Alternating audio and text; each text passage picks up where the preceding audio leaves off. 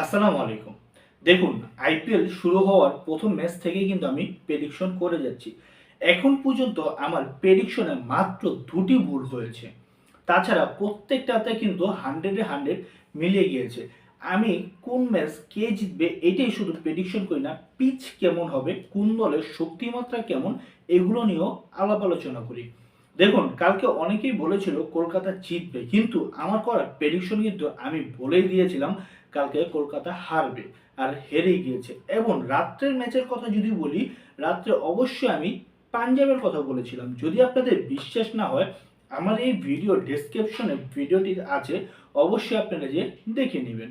তো আজকে আইপিএলে একটি মাত্র ম্যাচ হবে, যেটা রাজস্থান রয়্যাল এবং গুজরাট টাইটান্সের বিপক্ষে। এই ম্যাচে কে জিতবে এবং পিচ কেমন হবে, চলুন তা নিয়েই আলাপ আলোচনা করা যাক।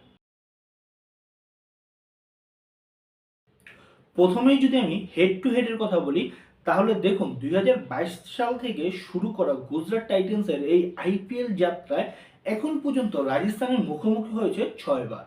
আর এই ৬ বারের ভিতরেই তারা পাঁচবার জয় লাভ করেছে, এবং রাজস্থান রয়্যাল কিন্তু মাত্র একটিবার জয় লাভ হয়েছিল।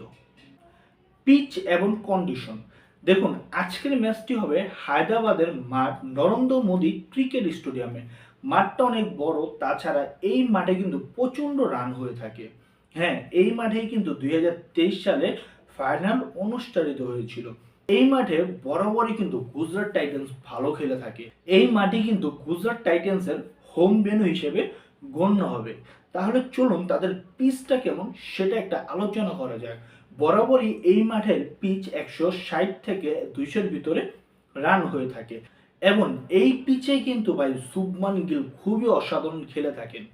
তাই আজকে শুভমান গিল এবং তাদের জস বাটলার, এই দুইটা প্লেয়ারের উপর অনেকটাই নির্ভর করবে তাদের জয়ের সংখ্যা। অপরদিকে যদি আমি রাজস্থান রয়্যালসের কথা বলি, রাজস্থান রয়্যালসের সঞ্জু স্যামসন এবং রায়ান পারা কিন্তু এই মাটিতে বেশ ভালো খেলে থাকে।